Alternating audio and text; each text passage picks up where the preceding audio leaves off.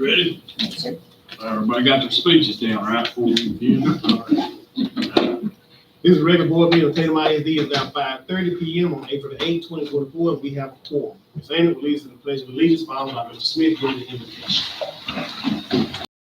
Pledge allegiance to the flag of the United States of America and to the republic for which it stands, one nation, under God, indivisible, with liberty and justice for all. Dear Heavenly Father, thank you for us gathering here today. Please help us guide and make the right decisions here that we've gathered here tonight. And thank you for the community, the teaching staff, and most importantly, our students here. In your heavenly name, amen.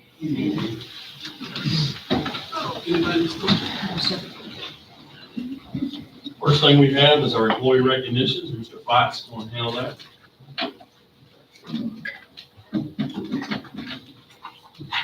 Of course, this time of year, we want to take our time to recognize individuals in the district that are doing an outstanding job. And with these individuals, they've been voted on by their peers amongst each campus. Typically, this year's first year, we hadn't done it in a long time, which the Globe and Long Beach, we usually go to a reception every year. Last year was the last year in 14. So we wanted to make sure we recognize our individuals who their peers are voted on and they think being thought of a lot, not only from their campus, but also from a district standpoint. So we want to recognize these individuals, and I was trying to figure out the easiest way to do it. So what we're going to do right now, we want to have all those winners come stand up here, and I'm going to introduce you to the board and for the rest of the people who are in attendance. So right now, I need all the Teacher of the Year recipients to come forward.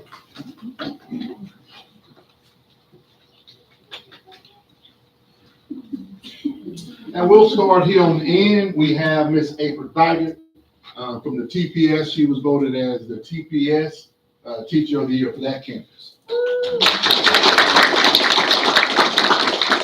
Next, we have Miss Amy Baumgartner. She's the high school Teacher of the Year recipient. Then we have Miss Lisa Jacob, who's a middle school science teacher, and she's the TMS recipient of the year. And on the end, we have Miss Rachel Graves, who is our TES recipient of Teacher of the Year. Now, to add to this, also within this, we also have a secondary and an elementary Teacher of the Year. And with that, 2 out of the 4 point systems put in place based upon a resume and the things that's a rubric that's being graded. And the 2 recipients for that this year would be Miss Rachel Graves as the elementary teacher of the year. And we have on this one, we have Miss Amy Baumgartner as the secondary. Make sure I get these. That's sure.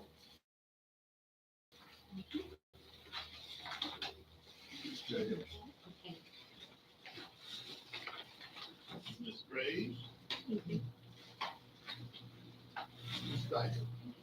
Now, this time we're going to have to take a picture of each campus principal. If you would stand and get with your recipient, take a picture. We'll take it individually, and then we'll take one as all together. So you want them individually? Yeah. All right. And then we'll do one all together. All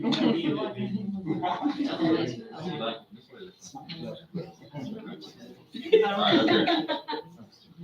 All right, you're done.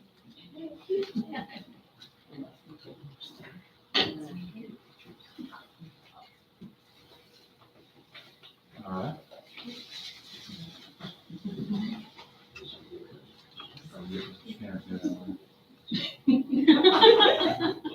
All right. Yep. We'll look. There you go. We'll do them all together. All together. All together. All Clark.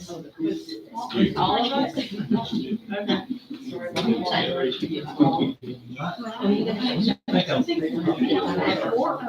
Professional.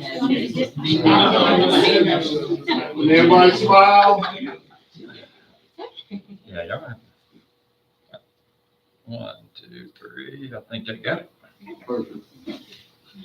So, on behalf of the district, we want to congratulate you, number one, and two, to encourage you and inspire you to keep doing what you're doing, and making a difference in kids' lives, because in times like these that we're living in right now, our kids truly need role models and individuals who are going to spend time with them and care about them. And that's very important, and your peers picked you for a reason. So we want to continue to do what you do for your district, and thank you.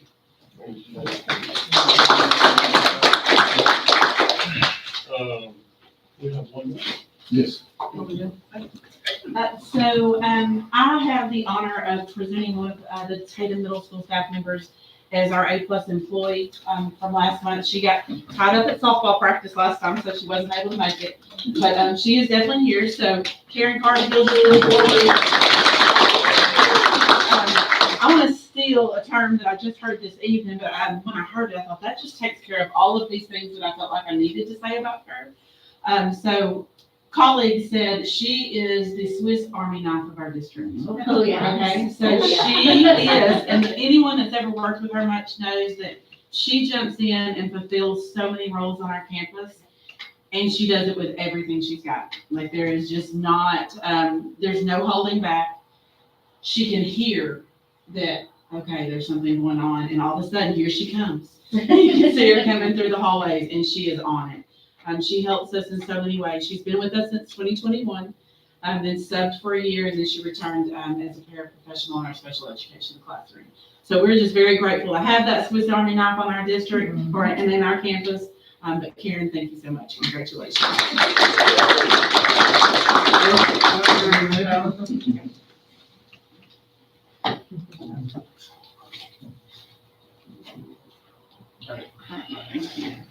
We want to thank everyone. Y'all do not have to stay. Y'all are free to go. Take a few minutes. Congratulations,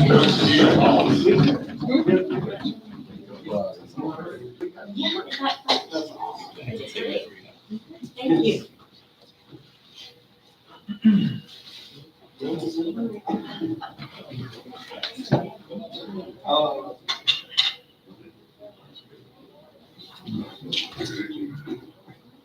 Okay, next thing is announcement of board training credit. I got to read something, and Mr. Adams will have to read his next. And so school board members must complete training that is required by the State Board of Education. The board president must publicly announce whether each board member has met their training requirements.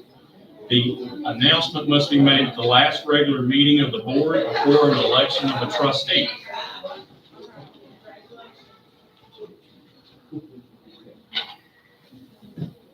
Under State Board of Education rule, completing required continuing education each year of service is a basic obligation and expectation of any sitting board member. As board president, I'm required to announce the name of each member who has completed, has exceeded, or is deficient in meeting the required continuing education. Requirements for training are measured as the first anniversary of the date of the trustee's election or appointment, or 2-year anniversary of his or her previous training as applicable.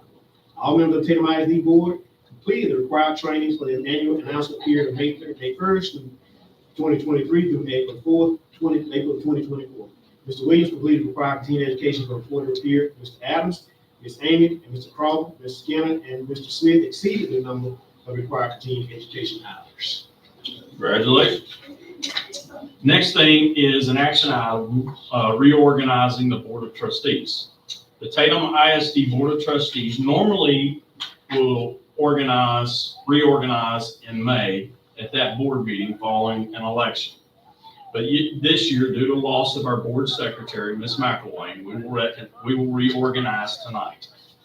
Per board policy BDAA, board officers and officials, in addition to the required post-election organization, a board may also organize at other times. I visited with Mr. Adams and Mr. Williams prior to this meeting, and they both agreed to continue in their current roles as board president and board vice president.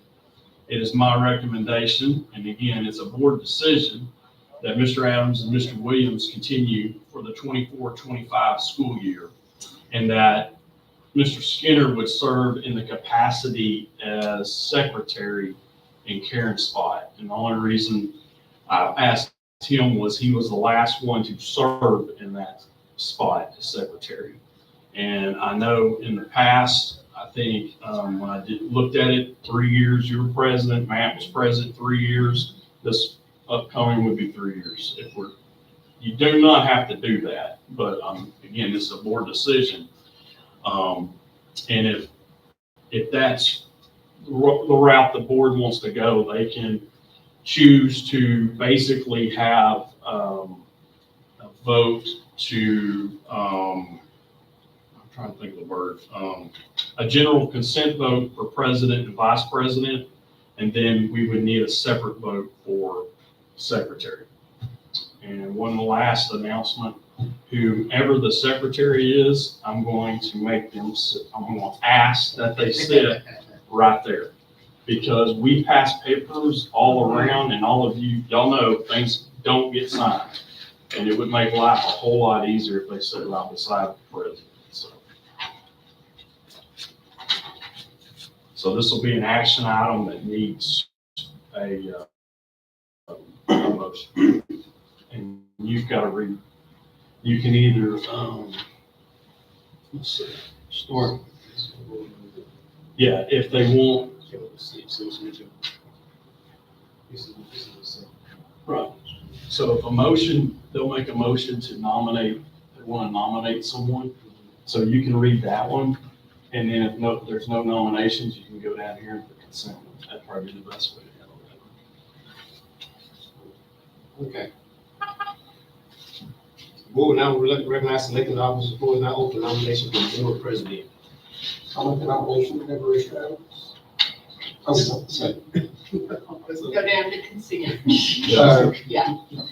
No nomination. Or you make sure that he's. Okay. So we got a nomination on the floor now. Yeah, we gotta go that route. Okay. Now, we have a motion by Mr. Crawford. Is there a second? Second. Second. Second by Mr. Skinner. All in favor? All opposed? Mr. Adams, elected board president. We'll now open nomination of board vice president. Mr. President, I so nominate Mr. Williams. Mr. Dennis Williams been nominated to the office of vice president. If Ms. Williams now nominated vice president, are there any further nominations for office of board vice president? All right, if not, nominations are closed. All in favor of Mr. Williams as board vice president? I'll second it. Okay, that's what I just. Yeah, I'll second it. Okay, now, we have a motion by Mr. Smith, seconded by Ms. Amy. Now. Yeah. Okay. Now, all in favor of Mr. Williams as board president? Vice President. Vice President, yes. Vice president, I'm sorry. All opposed? None, motion carried. Mr. Williams is elected vice president. Okay, the floor is now open nomination for board secretary. Mr. President, I so move Mr. Skinner as secretary. Mr. Stephen Skinner has been nominated for the office of board secretary. Are there any? I'm reading what I got. Dina's gonna get in trouble with that. Yeah. All right, we have a motion by Mr. Smith, second by Ms. Amy. Are there any further nominations? If not, nominations are closed. All in favor of Mr. Skinner as board secretary? All opposed? None. Mr. Skinner is elected to the office of board secretary. Did we do it correct? Okay. You can move now or wait till next meeting. Okay. Welcome to the south side. Well, thank y'all. let's see, the next thing that we have is consent items. Yes, sir. Go ahead. I need a motion to approve consent items as presented minutes of the regular board meeting of March 4th, 2024, certified as the superintendent of the regional advisory committee for 2024-25. Mr. President. And there's something else? Minutes. Yeah. Yeah, I'll go ahead and read it. Mr. President, I so move. We have a motion by Mr. Smith, a second. Second by Mr. Skinner. All in favor? All opposed? None, motion carries. All right. Mr. Milam, So the resolution. we have our budget outlook and update. And then we'll also talk about our voter approved tax ratification election update, which I kind of touched on last month. So the numbers from month to month are going to be the same until we have the end of the 6 weeks. The end of 6 weeks was Friday.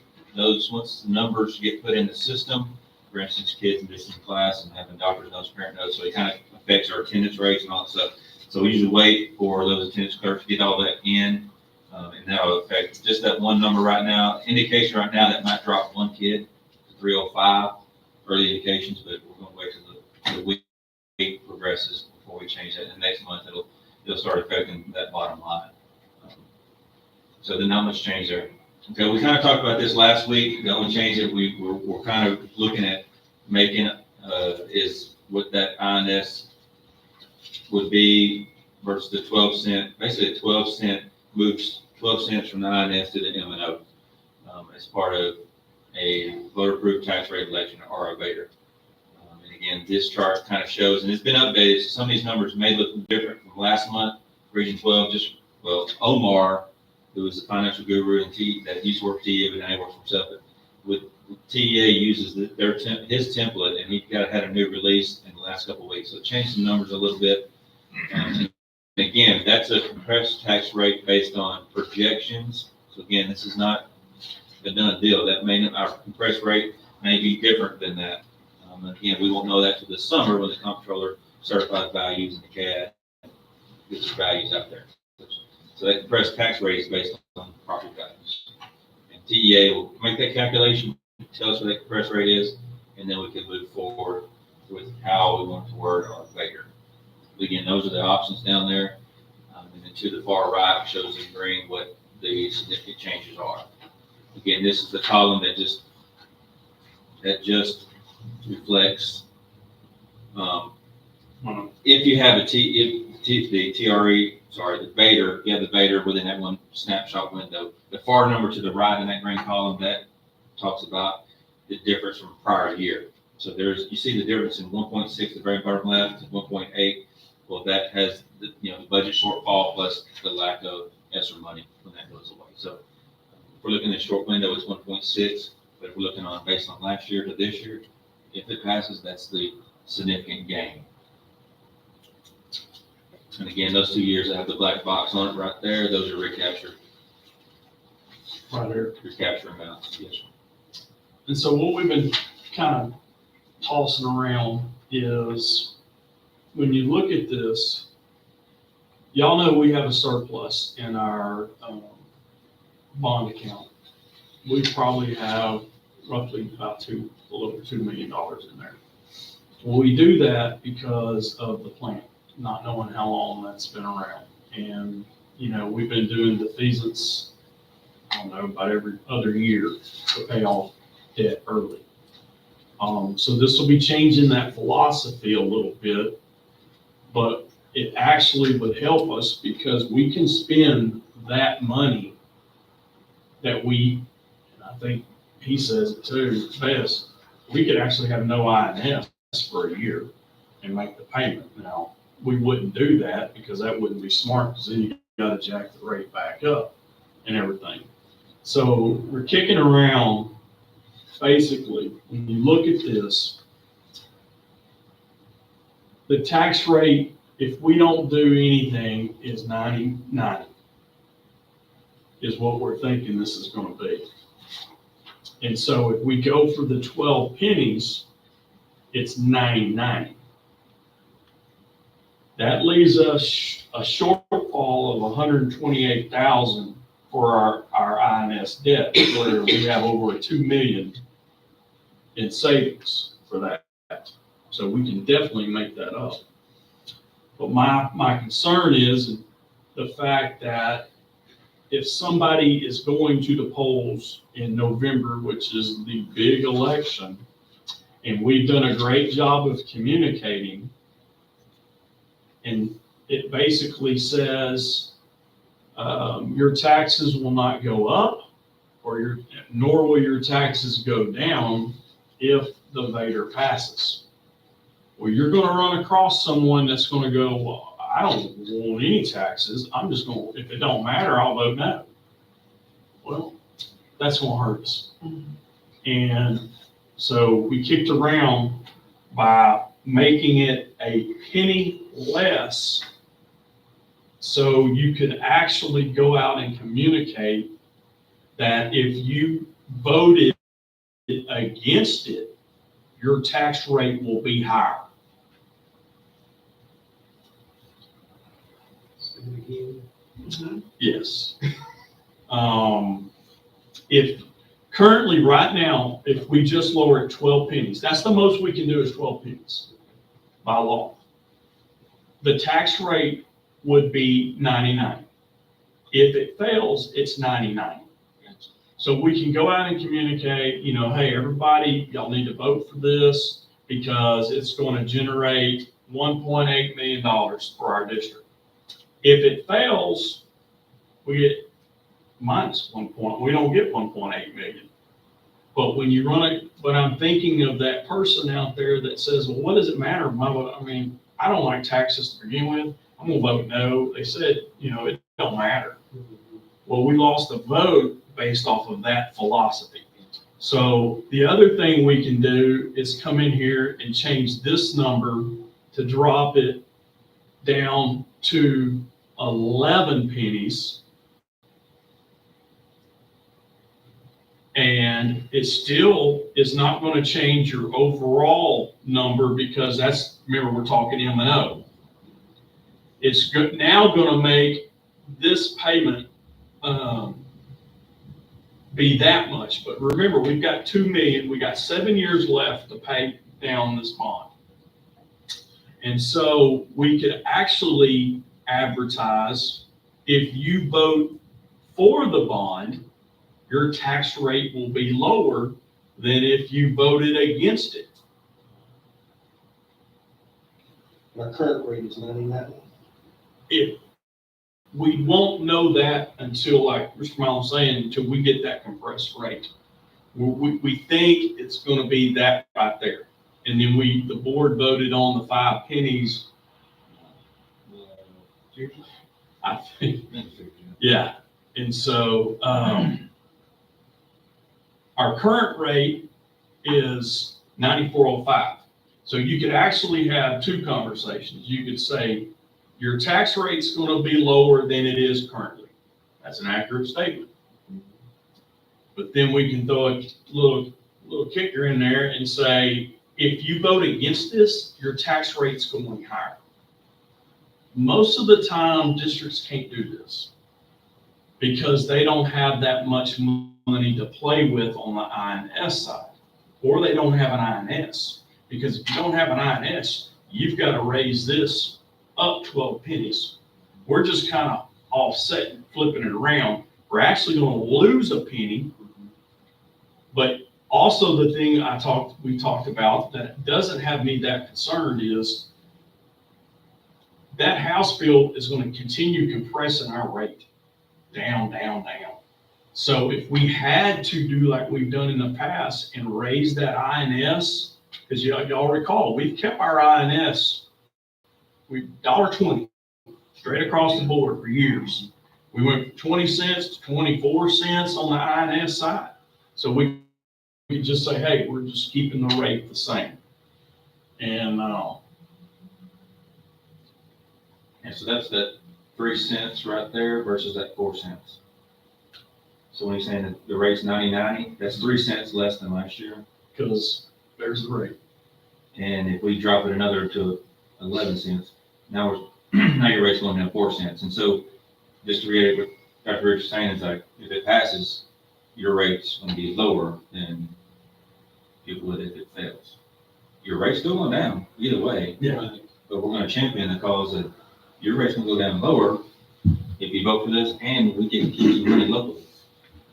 They won't have the option to vote for 3 pennies or 10 pennies. No, it's gonna be, we gotta pick one. Right. Yeah, we gotta pick one. Gotcha. And to me, you gotta go for the whole thing. And if we can, Well, the whole thing about a penny. I'm sorry, what is it?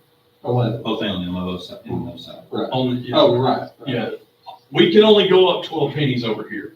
I'm just recommending, right, I'm not recommending anything right now, we're just talking, but take another penny off. That way we can have that communication out with our public and say, hey, if you vote against this, your tax rate's gonna be higher. Now, is it gonna be lower than it was this year? Well, yeah. But your new tax rate, if you vote against it, it's gonna be a penny higher.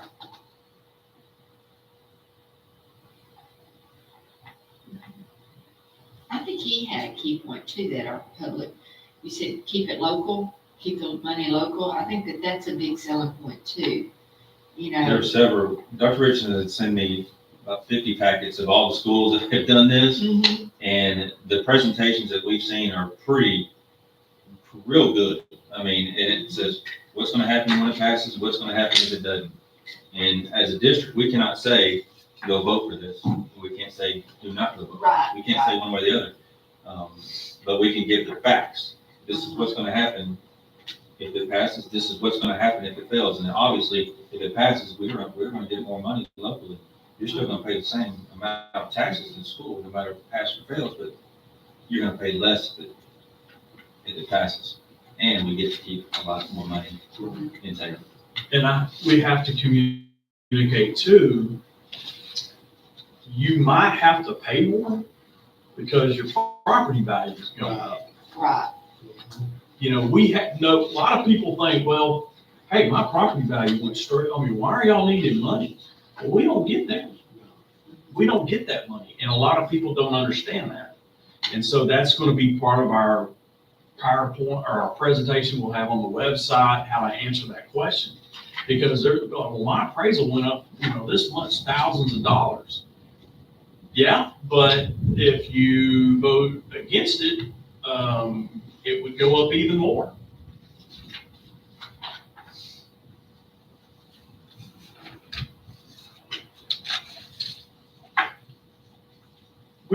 There's 2 school districts in the state of Texas that have done this. And I don't see why we can't do it. And we talked for hours the other day, we talked for quite a few hours today about it. We keep running over the numbers and looking at different districts and trying to find, we're kind of one of those 2 it's hard to find somebody doing what we're doing. But we found 2 that kind of got the talk rolling. Even people around here, he would reach out to, I can't do that. You can, because he'd send them the stuff. And I'm like, well, we'll run it through bond council and all that. And we still got to run it through some people too. But if this is the case, to me, I mean, what are y'all's thoughts? Over the same rate, or should we keep working on being a penny less and having that as kind of your motto?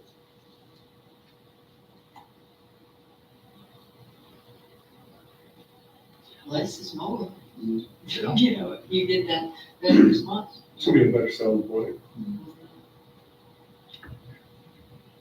We're right, it's still gonna be lower than what they're currently paying, as far as the percentage.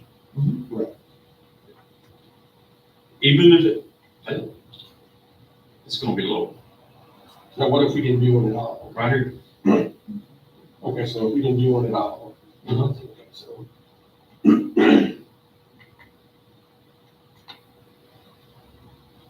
I think if you can show them that it's a lower rate than if we didn't have it, and if we had it in the field, mean, people are gonna vote for it. Yeah.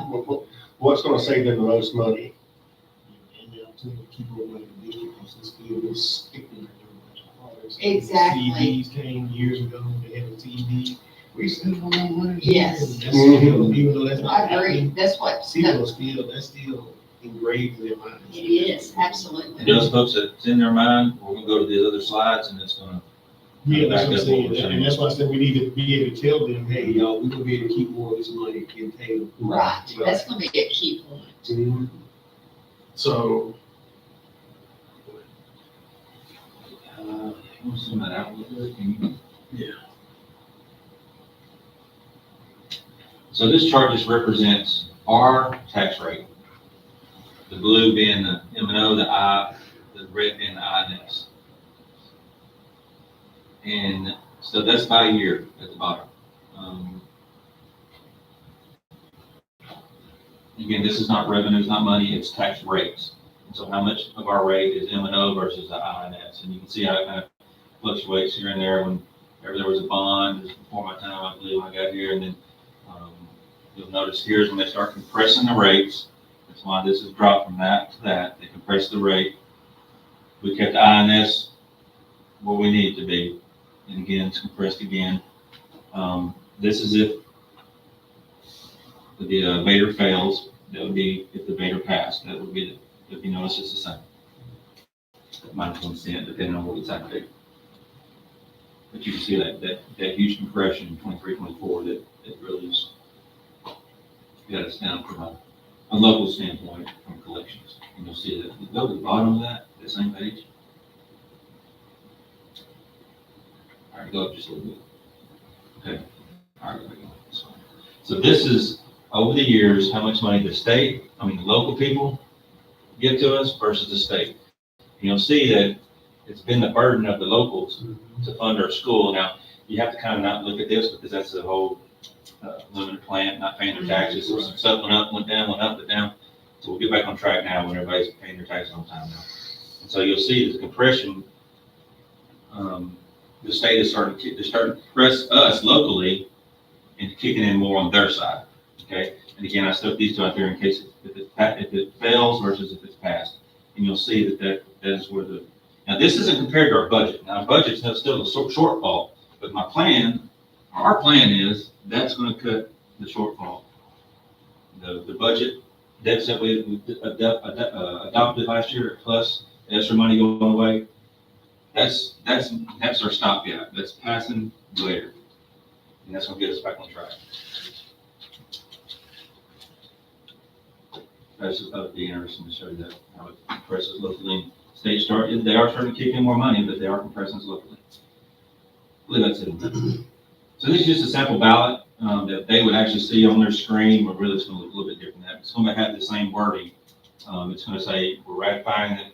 It doesn't say increase or decrease. It just says we're changing the tax rate to this, whatever that might be when we decide. Now it does tell us how much more we're gonna get in revenue. So it's about 13% more revenue. That's substantial for us. And that's the amount, it's 13%. That's how much more money we're gonna get. You saw that in the previous slide. So that's what the actual ballot will say. All right, so the folks that Mr. Everett was talking about, Mr. Adams, that, the tax rates and this is us compared to some of the folks around there. So this would be the M&O versus the INS. And you kind of soak that in for a minute. I know the different schools have different things going on. yeah. That came across, he pulled the map up. We think it's Wales. Yeah. Gas wells. Yeah. But the INS, I guess they have nothing like this. They haven't built anything, they don't have any debt. That's why their INS is so low. Yeah, we'll show you their tax rate here in a second. So these are just some attachments of when you get an opportunity, you want to see how they've done their Vader presentations. These are just a few that just kind of stick out.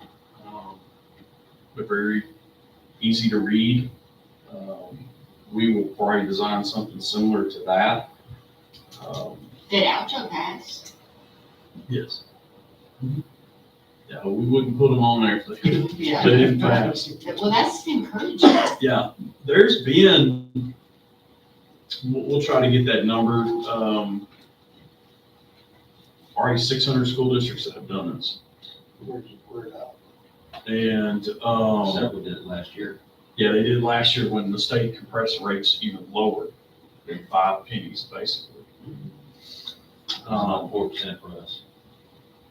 So this is kind of, if you want to see real hard numbers, this kind of gives you an idea of their M&O and their tax rate, their INS. So if we want to look at that district you just brought up, they're in 2 counties. So it'll be this row and the one underneath. Their levies almost $17 million. And you look at Tatum's, we're sitting at 8.8. And they have no INS. But they've got a huge levy. It's kind of like when you look at Carthage, right here, we all know them, because Tatum used to be that way.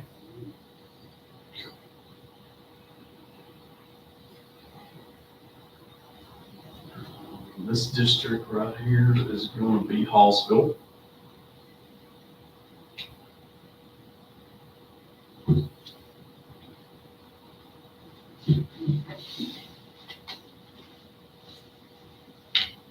Then you got Henderson.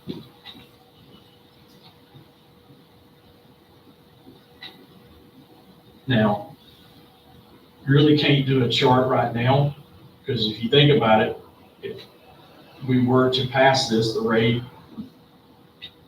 could be 90-90 if we went for 12 pennies, or it could be 89-90 if we went with 11 pennies. But all of them are going to be compressed too, as well. Their M&O rates are going to go down as well. But what you're not going to see happen for them is their INS. They're not going to be able to do what we're capable of doing with INS, taking pretty much 13, I guess it'd be 13 pennies when you really look at it.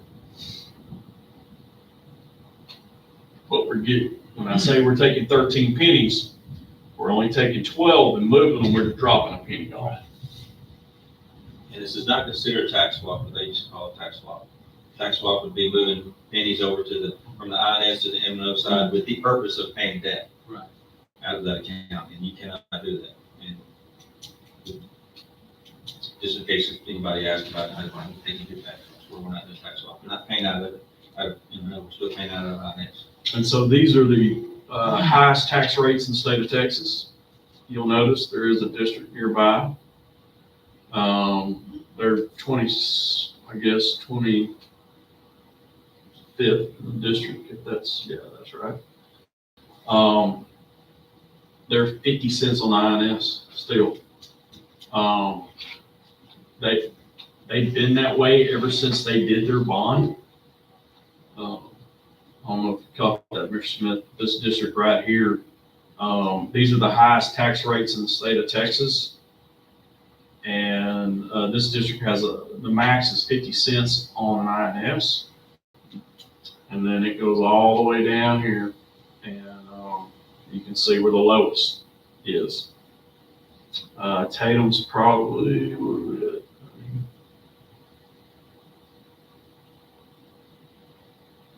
I'm trying to remember if I did this on the.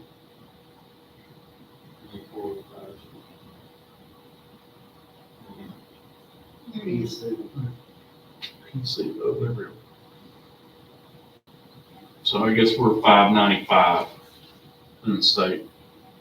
And there's 1,015 districts. So we'll have this information to show. I sent y'all today this article. Mhm. I mean, it basically is a great short read about why districts are in the situation they're in. It's not anything that districts have done. It's just when you haven't been funded since 2000, basically 2019 is the last time the state funded us. And it's just so hard with the cost of everything going up to keep going. And we always want to be able to pay our teachers right there with some of the other main bigger districts. And continue doing what we've been doing. So. It's gonna be hard about educating the voters, because I didn't like that ballot, but there's nothing we can do about it. You can't change the ballot. Legislature did all that. Did you Yeah. see that ballot, you see 13%, you see 1.8 million, you're like, I'm not voting on giving them that much money. You know, if you haven't heard any of these, Oh, I've heard. It's designed that way. Yeah, the legislature designed it that way. That's exactly right. They're doing everything they can to make it hard to get things for the public ed. Most of the thing, there's gotta be some kind of way we can get something out there to tell people what they are doing. Because what they know is most people vote against their own interest. I know in the past, we had a bond committee of like parents in the community and stuff. Will we do that again? That will help go out? Probably not, because I don't want them talking. Okay, I want us to do the talking. okay. Because the last thing we need is somebody saying something or taking our PowerPoint, going to. so how are we gonna talk? We will put it out like I did it over there. And because I've done a TRE before, you have community meetings, anywhere they want you to speak, you go and speak. I had a community meeting and my secretary's father was the only one that showed up. Big auditorium, Blackwater High School, and I'm thinking, okay, made all the copies, I'm all, fired up for this thing. One person showed up in the community. But that's what we're gonna do. I don't want to give a bunch of people. Now, what I think would be very proactive is we get our staff to help us. Because they're gonna benefit, especially the ones that can vote in this district, and get them out there talking it up. Right. Because, and we're gonna make it real simple for them. We'll have the website that they can go to. We'll have a calculator on there. They can put in, it's not the appraised, it's the market value of your home. And it'll show you to the T what your bill would be. One way or the other. Yes.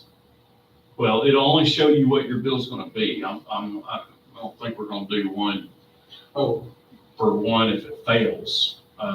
This is just kind of showing you what the savings would be compared to the previous year. but if it fails, it'll be higher. If you No, it'll still be lower than what we're paying this year if it fails.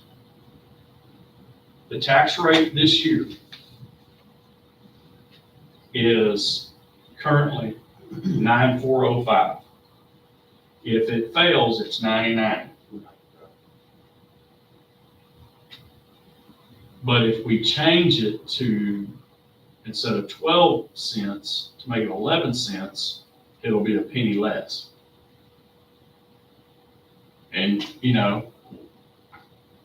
I've never done one this way, but we can probably make the calculator kick out a number that shows if it fails, here's your payment, and if it passes, here's your payment. That's what I mean, if it that, shows it better, show them. that would be one way to do it.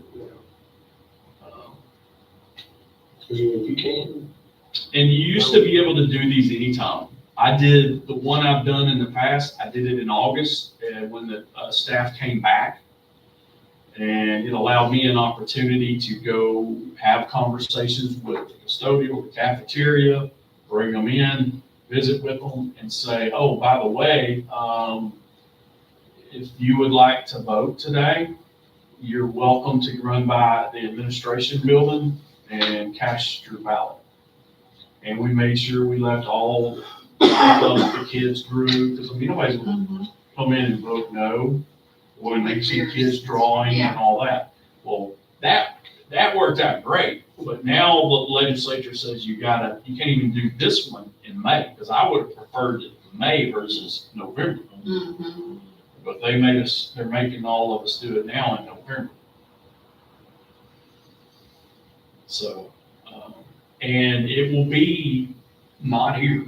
It will be just like the election will be. Your early voting will take place in Henderson, and then your day of voting will take place, I guess, down here in Taylor. Sherman Smith.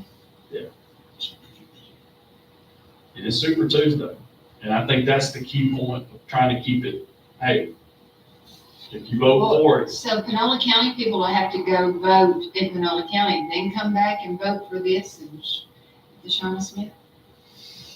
Yes. is that where Yes. y'all? We vote at Baptist Church, Harris Chapel. It's gonna be where you do the presidential elections. We do that. Yeah, we don't have a choice. And which is fine. That's Yeah. better than trying to get to two places. Yeah. I mean, I would do it, but some people may think it's not necessary to go vote.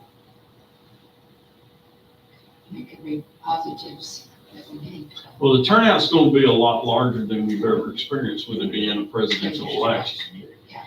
I mean, we'll probably be one of a few school districts that do this. Because, it's. great. All right. We'll be talking about it some more. But we'll be hurting if it does not pass. Oh, yes, we will definitely be hurting. Yes, and we're already making plans for next year in different positions, possibly programs to get prepared. And that's what you have to do. You got to pick programs and people. And it's not a fun time. But if it passes, we won't. We won't have to do anything. But you got to be prepared because you can't keep going. Yeah. With the adopting deficit budgets. You just can't do it. I mean, I remember right after I first got here, he and I rolled into Austin and we had a little conversation with TDA. They're like, oh, well, you can do a RIF. And we were like, not in the middle of the year. Nope, can't do that. Right. And they were scratching their heads and they're like, okay. This is when Tuco would, or Titchy wouldn't pay me. Yeah. Right. And you talking about, they were scratching heads, I'll never forget it. We were walking out. I mean, we were talking to the top tier people. They're like, oh, don't y'all worry. We're not gonna let anything happen to you or something. We won't let you go under this. Yeah. Exactly what it said. After they said, could you go get a bank loan? And I'm like, no. And to do a RIF, you have to have you gotta have less than 3 months operating expenses to even propose a RIF. Well, that was the kicker was, we're in the middle of school. I can't propose a RIF because at the beginning of school, I'll have 3 months. Tatum and I still have 3 months operating expenses. We run out of money, I think, I don't know, January or February. I said, I can't do a RIF in the middle of the year. Right. Oh, yeah, it was kind of, I remember that. oh, that was a crazy time. But we got paid, it all worked out. All right. Thank you, Mr. Mile, you did great.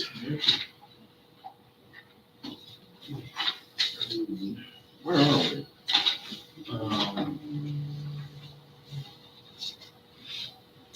Thank you. Action, consider approved resolution authorizing bank signatures. So, with the reorganization of the board, requires a secretary, not necessarily requires a secretary, but requires 2 board members to be on there. We had the bank, redraw or authorize signatures to add Mr. Skinner. So that's a resolution to approve that. The bank needs that to follow through. Okay.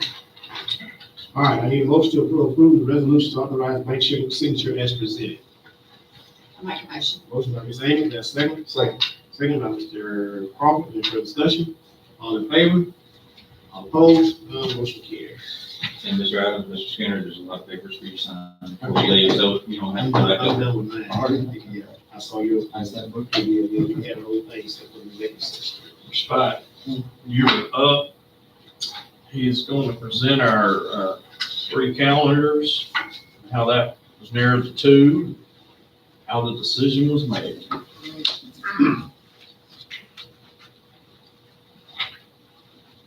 Based upon this year's calendar, there was overwhelming liking of it from staff, community, and how it worked out. So the objective was to definitely have something that's similar to what the liking was.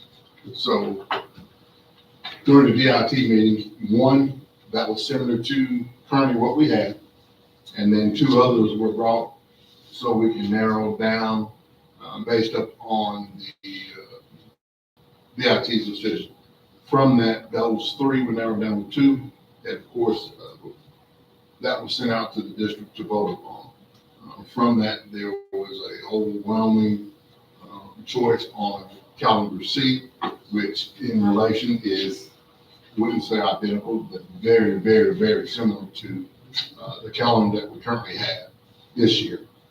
One of the things that benefits from that is being able to have those days off. You know, the fad was at one time, everybody wanted to go to a 4-day week. This is very similar to not 4-day week, because that's not in actuality a 4-day week. Teachers still have to go. There's some things in there that a lot of people don't understand. But in doing so, we were allowed to still have most of the time at least 2 days off in a month, which throughout it gives some Fridays and some Mondays off, which was very beneficial. So that calendar based upon the voting was pretty, I think it was 90% over. So, and of course, based upon that, all the federal holidays are also listed in that calendar, which in the past that hadn't always been. You know, we'd be here, the bank's off, and people, you know, those are the days that we wanted off as well. But it's worked out, and everybody's pleased, and I think the voting went well, that we got a calendar that everybody likes, even from the parents that attended for the DIT meeting. It was also beneficial to them of their life. So I think all in all, we all win in this situation, from students to parents and community, as far as getting calendars that we all are in agreement with. So the recommendation would be to approve calendar C, which the DIT took to the staff and within the district to vote upon. And that is what we're proposing as recommendation to approve. The only thing we'll add to this calendar is when high school chooses their graduation, we'll add that on our calendar. And typically right now, the way they've been doing it is on a Thursday. They like it on a Thursday. There's no competition. But they'll make that decision on that campus. That'd be great.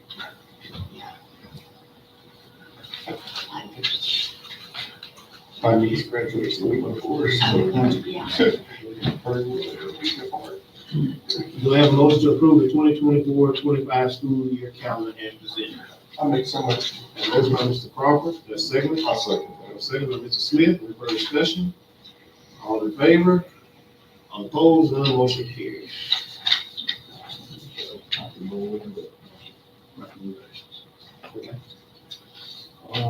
Resignations.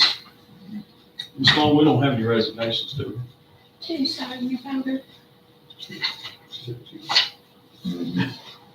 Okay. What to do with them? Well, let me just roll into personnel recommendations. For professional employee, Holly Dutton, and then also Robert Chadwick. Those are my recommendations for personnel. And I'll I'll need a motion on those two. Got a motion to approve the employment of professional personnel as presented by Dr. Richardson. Mr. President, I so move. Motion by Mr. Smith, and a second. Second by Mr. Skinner. Any further discussion? All in favor? All opposed? Motion carries. The next item is recommend a administrative probationary contract for Mr. Jonas Perez for the school year 24-25. Do you have a motion to approve the renewal of contract for school administrator presented? I make a motion. Motion by Ms. Lehman, I second that. second by Mr. Smith. Any further discussion? All in favor? All opposed? None motion carries. And then the recommendation to renew contracts for probationary and term contract employees. And also we have a contract change.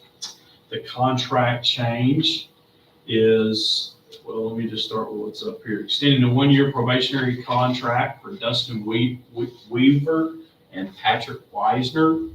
And then also Kelly Whalen to go from a probationary contract to a term contract.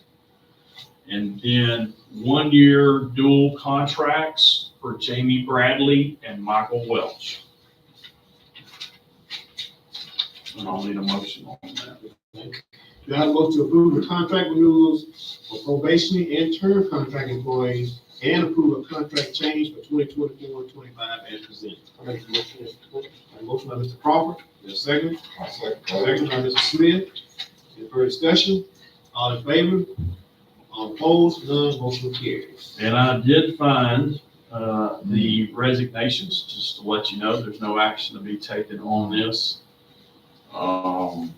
Christina Padroni and Hunter Lyles.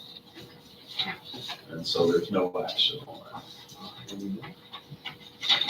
And we are done. Are we done meeting? Yes, sir. We didn't miss anything, right? Okay. Okay. The regular meeting of the Tama ISD Board of Trustees is now adjourned. It is 6:27, 6:28. I like it, the news.